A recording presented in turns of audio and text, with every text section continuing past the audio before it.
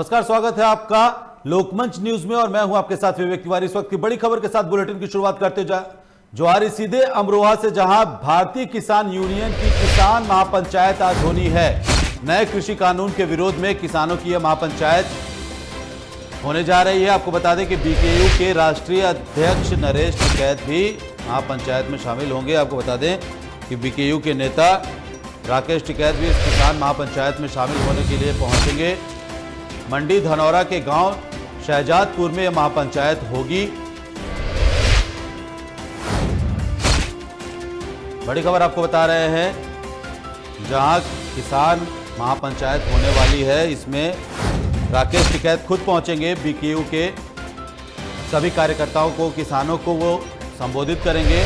अमरोहा से बड़ी खबर आपको बता रहे हैं, जहां राकेश टिकैत आज पहुंचने वाले हैं। किसान महापंचायत की जाएगी, जहां पर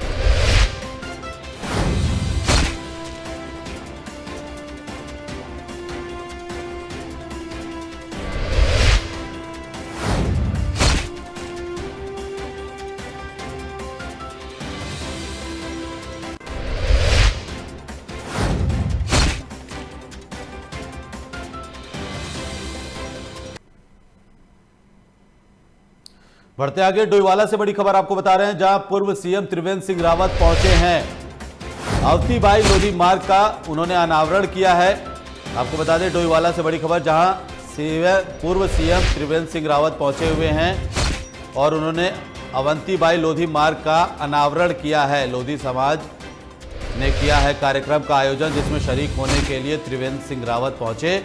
अवंतीबाई लोधी के बलिदान दिवस पर ये आयोजन किया गया है। भारी संख्या में बीजेपी के कार्यकर्ता जुटे हैं। त्रिवेंद्र सिंह रावत ने इस कार्यक्रम में शिरकत की है।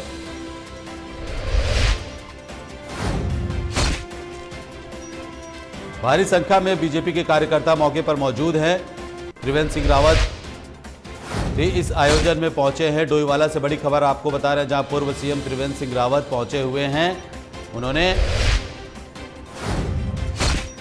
अवंतीबाई लोधी मार्ग का अनावरण किया है।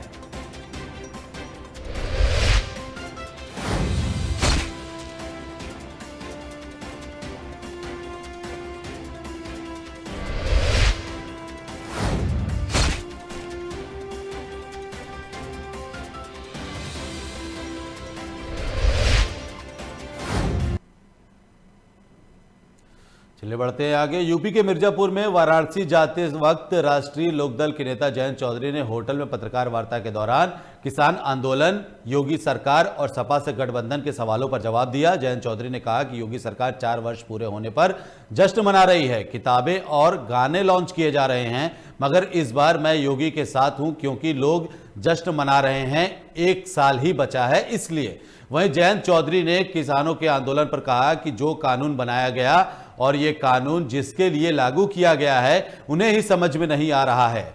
सपा से गठबंधन के सवाल पर जयंत चौधरी ने कहा कि सपा से रिश्ते बहुत पुराने हैं। अभी कल ही अखिलेश यादव से मथुरा में मुलाकात भी हुई, उनके साथ पिछला चुनाव भी मिलकर लड़े थे, ऐसा कहा जयंत चौधरी ने। इसके साथ ही उन्होंने कहा कि अभी सीटों पर बात नहीं बनी है। वहीं इस दौरान उन्होंने योगी सरकार के पंचायत चुनाव करवाने की नीयत पर भी सवाल खड़ा किया है। उन्होंने कहा कि आज के समय बीजेपी का विधायक हो या कोई सांसद या फिर कोई नेता, कोई भी किसी भी गांव में घुसने को तैयार नहीं है, तो इसका कारण क्या है?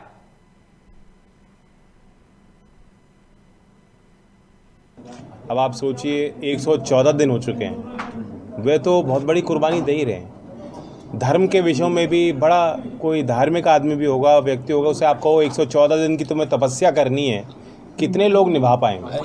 तो 114 दिन से उनकी तो तपस्या जारी है। अब आप उनसे पूछेंगे तो वो कहते हैं कि 100 दिन और अगर सही तो 100 दिन यहीं बैठेंगे। जो सीमाओं पे हैं, टीकरी बॉर्डर हो, शाहजहाँपुर बॉर्डर हो, गाजीपुर बॉर्डर हो, सिंगू हो, वहाँ पे आप जाके उनका जो मिजाज है, जो माहौल है, वो वापस नहीं लौटने वाले। जैन जी, खबर लक्सर से है, जहां एक बार फिर कोरोना वायरस का खतरा मंडराने लगा है। अब हरिद्वार देहात में भी कोरोना की दूसरी लहर ने दस्तक दे दी है। लक्सर में 2 लोगों में कोरोना की पुष्टि हुई है। जिन लोगों में ये कोरोना मिले हैं, कोरोना के नए लक्षण मिले हैं, उन्हें लक्सर पुलिस ने 2 दिन पहले जाली नोट बनाने के आरोप में गिरफ्तार किया था। लक्सर सीएचसी प्रभारी डॉक्टर अनिल वर्मा ने बताया कि दोनों आरोपियों में कोरोना संक्रमण की पुष्टि हुई है। इसके बाद इन्हें हरिद्वार में आइसोलेट कर दिया गया है। इसके साथ ही लक्सर कोतवाल के एक दरोगा सहित 5 पुलिसकर्मियों को भी क्वारंटाइन किया गया है। आपको बता दें कि करीब 3 महीने के बाद लक्सर में कोरोना के नए मामले सामने आए हैं। तो आपको बता दें कि नए स्ट्रेन की पुष्टि हुई है। 2 लोगों के अंदर ये नया कोरोना मिला है, जिनको पुलिस ने जाली नोट बनाने के आरोप में 2 दिन पहले गिरफ्तार किया था। कल 7 कैदी आए थे हमारे पास में, इसमें से 2 लोगों को फीवर था। जब मैंने उनको एग्जामिन किया और उनकी नाक चल रही थी, तो 2 को टेस्ट हम सभी को करते हैं हाईकोर्ट की निर्देशानुसार। तो उनको 2 को वो एंटीजन पॉजिटिव पाएगा। तो क्या इन्हें फिर टीके लगाए गए? नहीं, टीके तो बाद में लगेंगे। अभी तो उनको हमने आइसोलेशन वार्ड में 14 दिन के लिए हरिद्वार गए। वहीं गौतम बुद्ध नगर में कोरोना के मरीज लगातार बढ़ते हुए उनके आंकड़े जो है उनको लेकर गौतम बुद्ध नगर के कमिश्नर आलोक सिंह ने एक बड़ा निर्णय लिया है, जिसके चलते पूरे गौतम बुद्ध नगर में धारा 144 लागू कर दी गई है। आपको बता दें कि इस दौरान गौतम बुद्ध नगर में सभी थाना इंचार्ज, चौकी इंचार्ज अपने पूरे पुलिस बल के साथ लगातार बिना मास्क लगाए हुए लोगों पर कार्रवाई कर रहे हैं और साथ ही लोगों से लगातार अपील भी कर रहे हैं कि जब भी लोग घर से बाहर निकलें तो मास्क लगाकर ही निकलें। वहीं अगली खबर बदायूं से, जहां बदायूं का स्वास्थ्य विभाग एंटी रेबीज वैक्सीन लगाने के लिए मरीजों से खुलेआम रिश्वत ले रहा है। पूरा मामला बदायूं जनपद की सहसवान सीएचसी का है, जहां एंटी रेबीज इंजेक्शन लगवाने वालों से जमकर वसूली की जा रही है, मगर स्वास्थ्य विभाग सोया हुआ है। एआरवी के नाम पर पैसे लेते हुए एक वीडियो वायरल हो रहा है। बताया जा रहा है कि जब एक व्यक्ति अपने बच्चे के कुत्ते के काटने का इंजेक्शन लगवाने के लिए पहुंचा तो स्वास्थ्य कर्मियों ने एंटी रेबीज इंजेक्शन न होने की बात कही, लेकिन बाद में जब युवक ने 200 रुपए दिए तब जाकर युवक को बच्चे को रेबीज का इंजेक्शन दिया गया। लेकिन इसी बीच पूरा मामला सीसीटीवी कैमरे में कैद हो गया।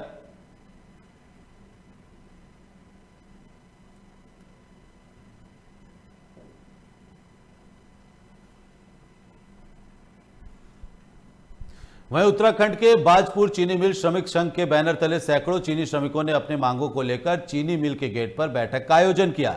बता दें कि बाजपुर चीनी मिल के श्रमिक संघ के बैनर तले शाम 5 बजे सैकड़ों श्रमिकों ने बैठक का आयोजन किया।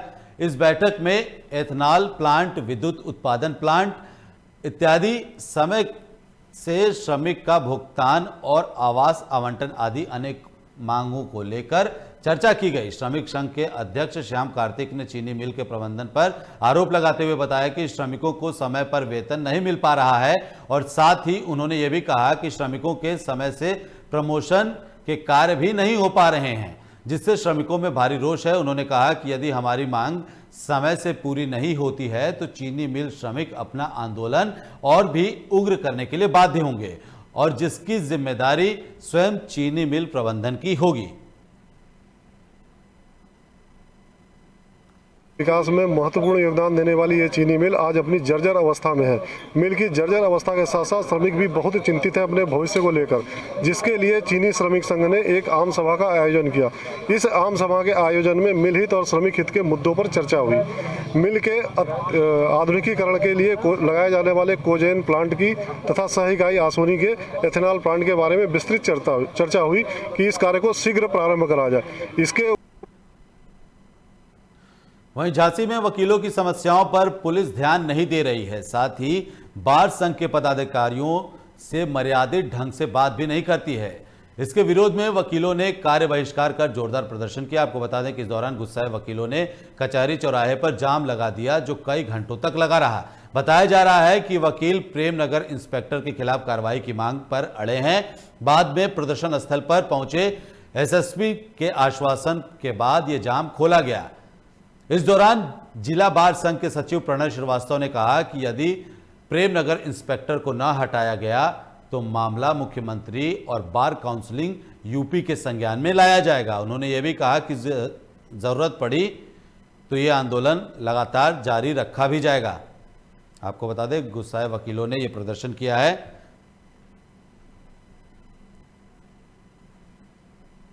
कतिपय अधिवक्ताओं द्वारा कुछ पुलिसकर्मियों से संबंधित शिकायतों को लेकर के कचहरी चौराहे पर एकत्रित होकर के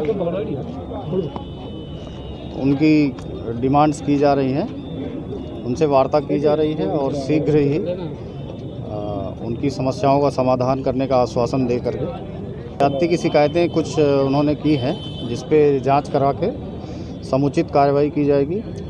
यदि कोई अधिकारी कर्मचारी दोषी पाया जाता है तो उसके विरुद्ध दंडात्मक कार्रवाई की जाएगी और किसी भी दोषी को बचाने का प्रयास नहीं किया जाएगा। इस वक्त की बड़ी खबर आ रही है शाहजहांपुर से। 1 किलो फाइन क्वालिटी अफीम के साथ 2 तस्करों को गिरफ्तार किया गया है। बड़ी खबर आपको बता रहे हैं शाहजहांपुर से, जहां 1 किलो फाइन क्वालिटी अफीम के साथ 2 तस्करों को गिरफ्तार किया गया है। बरामद अफीम की अंतर्राष्ट्रीय बाजार में कीमत 75 लाख रुपए बताई जा रही है। 2 आरोपी गिरफ्तार किए गए हैं। आरोपियों के पास से 2 अवैध तमंचे और 4 कारतूस भी बरामद किए गए हैं। आपको बता दें कि आरोपी बंदायूं से अफीम लाकर शाहजहांपुर में सप्लाई करते थे। वहीं रामपुर खादर पुल से तस्करों को पुलिस ने गिरफ्तार किया है। बड़ी खबर आपको बता रहे हैं शाहजहांपुर से, जहां फाइन क्वालिटी अफीम के साथ में 2 तस्करों को गिरफ्तार किया गया है। अंतर्राष्ट्रीय बाजार में इसकी कुल कीमत 75 लाख रुपए बताई जा रही है। वहीं बदमाशों के पास से हथियार भी बरामद किए गए हैं, साथ ही जिंदा कारतूस भी उनके पास से मिले हैं।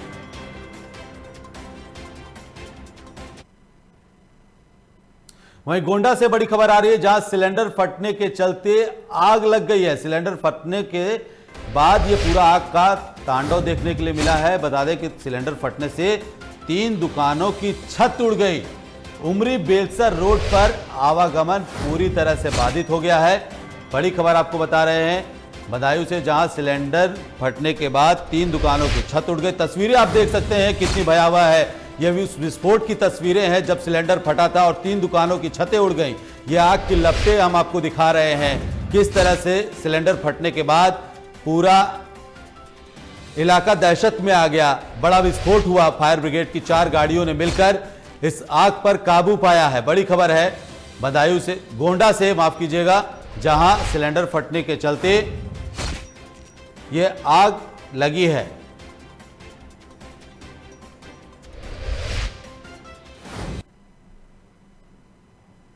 वहीं बलिया से बड़ी खबर है, जहां संदिग्ध परिस्थितियों में तालाब में एक छात्रा का शव मिला है। बड़ी खबर आपको बता रहे हैं हम बलिया से, जहां संदिग्ध परिस्थितियों में एक छात्रा का शव तालाब में मिला है। सूचना पाकर मौके पर पहुंचे पुलिस ने शव को कब्जे में ले लिया है। परिजनों ने बताया था कि युवती की मानसिक हालत ठीक नहीं थी। वो 9 साल से बीएचयू में युवती का इलाज करवा रहे थे और उसी युवती का अब शव एक तालाब से मिला है। छात्रा ने अपने परिजनों से आत्महत्या करने की बात भी कही थी। ये बड़ी खबर है। बांसडी कोतवाली थाना क्षेत्र के श्रीरामपुर गांव का ये पूरा मामला बताया जा रहा है, जहां युवती का शव मिला है। छात्रा ने खुद अपने परिजनों से सुसाइड की बात कही थी, जिसके बाद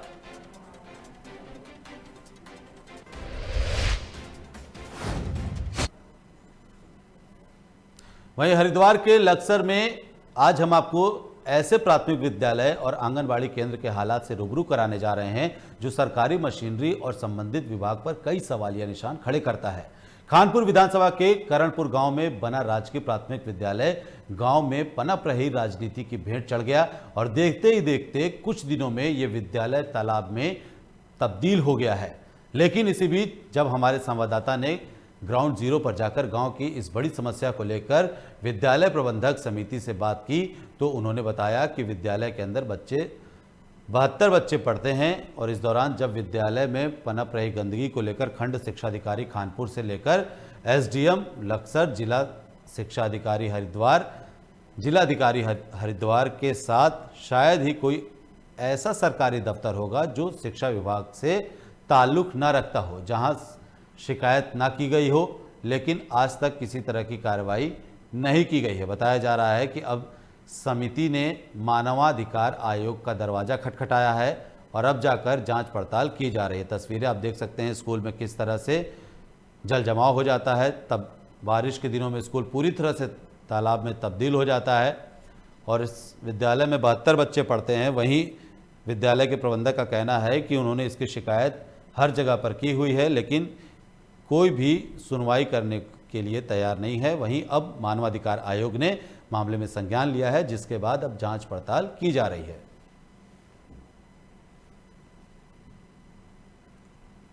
$72 बच्चे पढ़ते हैं वर्तमान में, और हमने कई बार प्रयास किया कि इस स्थिति को ठीक करने के लिए। कई बार प्रशासन को भी हमने एसडीएम साहब को भी वो दी, हमने शिकायती पत्र वो आए, निरीक्षण भी करके गए। एक बार विभाग को भी हमने कई बार लिख के दे चुके। उन्होंने जो है जिला शिक्षा अधिकारी के वहाँ हरिद्वार भेजी, उन्होंने यहाँ पे भेजी ब्लॉक में, और अब अधिकारी आए हैं। देखिए, विद्यालय प्रबंधन समिति के अध्यक्ष महोदय की शिकायत पर मानवाधिकार आयोग ने शिक्षा विभाग को जांच करने को कहा है। मैंने मौके पर आकर ये विद्यालय की स्थिति को पूरी तरह से देखा है। मैंने अभिभावकों से बात की है और वास्तव में विद्यालय की स्थिति बहुत ख़राब है। 5-7 परिवारों का सारा गंदा पानी विद्यालय को प्रभावित कर रहा है। विद्यालय पूरी तरह से प्रभावित है और इसके लिए मैंने जो कुछ देखा है, जो मेरी अभिभावकों से बात हुई है, उसकी निष्पक्ष रिपोर्ट मैं शिक्षा प्रशासन को दूंगा। इस समय हम पहुंचे हैं खानपुर विधानसभा के प्राथमिक विद्यालय करणपुर में, जिसमें ग्रामीणों के जो गंदा पानी है वो पूरी तरह से गंदगी ने जो अपना साम्राज्य इस स्कूल परिसर में कर लिया है। आप कैमरे में देख सकते हैं, तस्वीर में कैमरामैन से कहूँगा कि किस तरह से स्कूल परिसर में पूरी तरह से गंदगी का आलम छाया हुआ है। हालांकि 72 बच्चे इस विद्यालय में पढ़ते हैं। आज भी बच्चों के हालात जो है वो बद से बदतर इस विद्यालय में दिखाई दे रहे हैं। अब कई बार ग्रामीणों ने और स्कूल प्रशासन ने इसकी शिकायत आला अधिकारी से लेकर शासन प्रशासन तक की, लेकिन आज तक कोई संज्ञान नहीं लिया गया। बहरहाल अब जो है स्कूल प्रशासन ने मानव आयोग का दरवाज़ा खटखटाया है। बहरहाल देखना होगा कि मानव आयोग अपने इस रिपोर्ट में किस तरह की कार्रवाई अब अमल में लाता है और इन बच्चों के बेहतर शिक्षा के लिए कैसे पढ़ेगा इंडिया और कैसे बढ़ेगा इंडिया, यह अपने आप में एक बड़ा सवाल है। लक्सर से गोविंद चौधरी, लोकमंच। इस समय हम पहुंचे हैं खानपुर विधानसभा।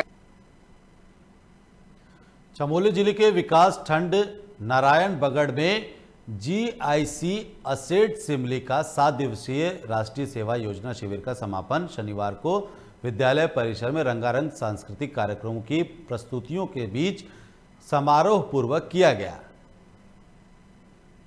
जानकारी के अनुसार शिविर के समापन समारोह में बतौर मुख्य अतिथि जिला पंचायत चमोली के उपाध्यक्ष लक्ष्मण रावत पहुंचे, जहां उन्होंने स्वयंसेवी छात्र छात्राओं को संबोधित करते हुए कहा कि राष्ट्रीय सेवा योजना हमें सामाजिक दायित्वों का बोध कराते हुए एक जिम्मेदार नागरिक बनने की प्रेरणा भी देती है। उन्होंने छात्र जीवन में अनुशासन के महत्व को समझते हुए कहा कि अनुशासित व्यक्ति अपने कार्यों से ही समाज में अपनी पहचान बनाता है और साथ ही उन्होंने छात्रों से सामाजिक कुरीतियों और बुराइयों से दूर रहने का भी आह्वान किया है। तो आप लोगों के स्तर पे और बड़े स्तर पे भी जो आप लोग हाई स्कूल इंटर के छात्र हैं और आप बीए और ग्रेजुएशन और पोस्ट ग्रेजुएशन पे भी ये चीज़ कंपल्सरी कर दिया गया है ना सर। ये छात्र गांव में जाते हैं।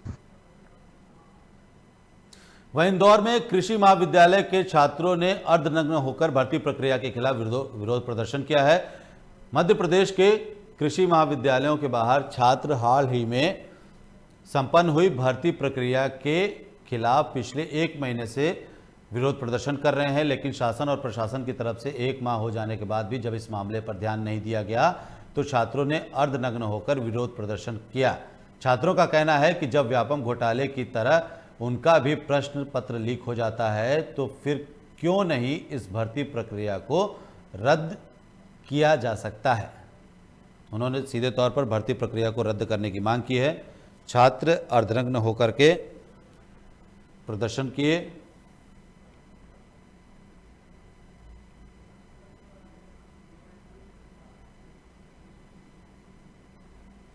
हम आज हमको 30 दिन आंदोलन करते करते हो गए। हमारी सरकार से यही मांग है कि अभी व्यापम घोटाले 2 में जो कृषि भर्ती में जो फर्जीवाड़ा हुआ है उसकी पूरी निष्पक्ष जांच की जाए और इसकी जांच सीबीआई द्वारा जाए। सरकार बोल रही है कि मैप आईटी द्वारा जांच की जाए, वो तो एक ऑनलाइन सॉफ्टवेयर है। हमारी मांग है कि यह किसी रिटायर्ड जज के लेकर इसकी जाँच की जाए और सीबीआई द्वारा इसकी पूरी निष्पक्ष जाँच की जाए और इसमें जो भी दोषी छात्र है, नेता है और जितने भी अधिकारी है लिप्त है, इनको सजा दी जाए और हमारी एग्जाम पूरी तरह से कैंसिल करवा के हमारी जल्दी से जल्दी एक तय समय में एग्जाम करवाई जाए।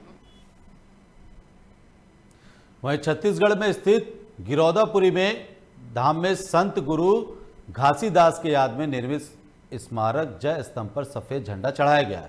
इसी संबंध में बालोद जिला के ग्राम बीजेभांटा में भी मंगलाचरण और आरती के साथ जय स्तंभ पर ध्वजारोहण समारोह का आयोजन किया गया। छत्तीसगढ़ प्रगतिशील सतनामी समाज की तरफ से आयोजन किया गया था। इस दौरान प्रगतिशील सतनामी समाज के प्रमुख पुरुषोत्तम मार्कंडे ने कहा कि गुरु घासीदास बाबा छुआछूत मिटाना चाहते थे।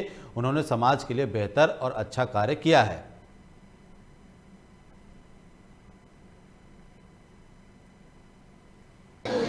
बड़ी सौभाग्य की बात है कि आज हमारे ग्राम बीजाभाटा में नवीन जय स्तंभ का स्थापना हुआ और मुझे सौभाग्य मिला कि आज मैं झंडारोहण करने का अवसर मिला। आज बाबा जी के स्थल गिरौदपुरी धाम में भी झंडारोहण किया गया। उसी के उपलक्ष्य में आज ग्राम बीजाभाटा में भी झंडारोहण का कार्यक्रम किया गया। सर, इससे समाज को किस तरह का फायदा होगा? इससे समाज को सर, आप अध्यक्ष होने के नाते समाज के बारे में किस तरह का सोचते हैं और किस तरह का कार्य करेंगे?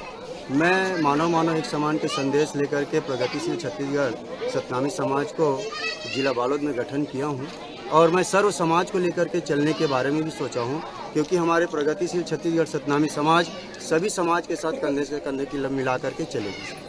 सर, बाबा जी का संदेश किस तरह का है और उसे प्रचार प्रसार करने में आप कितना योगदान निभाएं? वहीं भगवानपुर गांव में गुलदार देखे जाने से पूरा गांव दहशत के साए में जीने के लिए मजबूर है, लेकिन विभागीय अधिकारी गांव वासियों की गुहार को अनसुनी करने में लगे हुए हैं। यहां तेंदुआ अक्सर घूमता रहता है।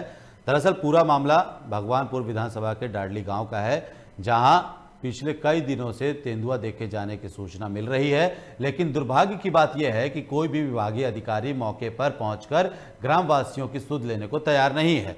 वहीं इस दौरान ग्रामीणों का आरोप है कि इस समय गन्ने की छिलाई का कार्य जोरों पर है, लेकिन गांव में तेंदुआ और गुलदार का प्रकोप बढ़ रहा है, जिससे किसानों को खेत में जाने में डर लगता है। अब देखने वाली बात यह होगी कि क्या विभागीय अधिकारी किसी अप्रिय घटना होने से पहले इन तेंदुओं को पकड़ लेते हैं या फिर किसी बड़ी घटना के घट जाने के बाद अपने कुंभकर्णीय नींद से जागते हैं। तस्वीरें आप देख सकते हैं तेंदुए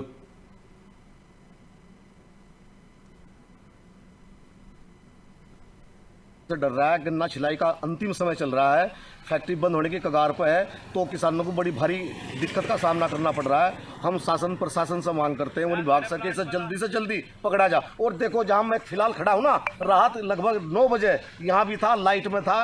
ये इधर सौर ऊर्जा प्लांट है, सौर ऊर्जा प्लांट के अंदर जो ये रात के कर्मी हैं, सुरक्षा कर्मी, इन्होंने देखा है और बड़े वन विभाग बड़ी लापरवाही बरत रहा है।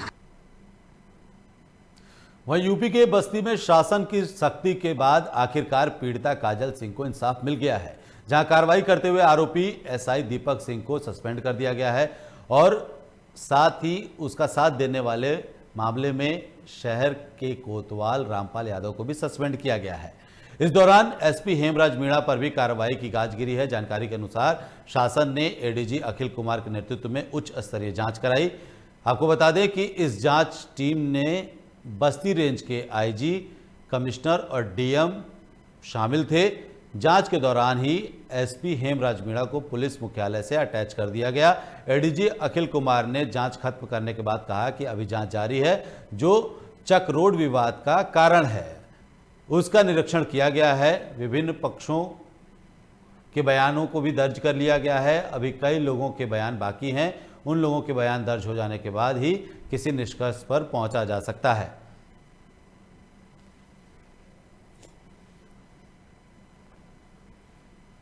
सर लग तो रहा है कि न्याय मिलेगा, लेकिन ये भी हो सकता है कि कुछ दिन उनको सस्पेंड करके फिर उनको बहाल कर दिया जाए। और लेकिन अगर आप लोग चाहेंगे तो इस पर लगे रहेंगे तो ऐसा कुछ होगा नहीं। राज्य महिला आयोग से बंसल मैडम साथ दी, आप लोगों का साथ से ही ये मुख्यमंत्री जी तक पहुंच पाया है और हम लोगों को इतना न्याय मिला कि हम लोगों का अब सुना जाएगा कि हम लोग सही हैं या गलत हैं। मीडिया में और यहाँ लिखित में हम साफ दिए हैं कि अगर हम चौकी इंचार्ज की 100% गलती हो तो उनको बर्खास्त करके जेल भेजा जाए। वहीं अलीगढ़ में लगातार मोबाइल दुकानों पर हो रही चोरी की वारदातों को लेकर पुलिस द्वारा चलाए गए अभियानों में पुलिस के हाथ बड़ी सफलता लगी है। पुलिस ने अचलताल क्षेत्र स्थित मोबाइल की दुकान में हुई चोरी की घटना का सफल अनावरण करते हुए 3 शातिर चोरों को गिरफ्तार किया है, जिनके पास से पुलिस ने 52 नए मोबाइल फोन और 14 चोरी के मोबाइल फोन बरामद किए हैं। इसके साथ ही 145 मोबाइल कवर, 78 मोबाइल फोन के टेम्पर्ड ग्लास और तमाम इलेक्ट्रॉनिक उपकरण पुलिस ने बरामद किए हैं। जानकारी के अनुसार गांधी पार्क थाना पुलिस ने शाह कमाल रोड पानी की टंकी से आरोपियों को गिरफ्तार किया है। बता दें कि ये तमाम चोर इलाके में लगातार चोरी कर रहे थे, जिससे पुलिस के लिए सिरदर्द बने हुए थे और आखिरकार पुलिस ने इन शातिर चोरों को गिरफ्तार कर लिया है। 2 ब्लूटूथ स्पीकर और एक ग्राइंडर जिसका ये शटर काटने के लिए इस्तेमाल किया करता था, एक स्मार्ट वॉच, कुल मिलाकर भारी मात्रा में इनके पास से चोरी के माल की रिकवरी हुई है। अभी जो बाकी माल है उसके संबंध में जानकारी तस्दीक की जा रही है कि ये माल उनके द्वारा कहां से चोरी किया गया। रिकवरी के संबंध में एक मुकदमा थाना गांधी पार्क में भी पंजीकृत कराया गया है। इनको भारी मात्रा में रिकवरी करने के लिए और इस चोरी का खुलासा करने के लिए बहुत ही अच्छा कार्य थाना गांधी पार्क पुलिस द्वारा। फिलहाल इस बुलेटिन में इतना ही। आप देखते रहिए लोकमंच न्यूज। नमस्कार।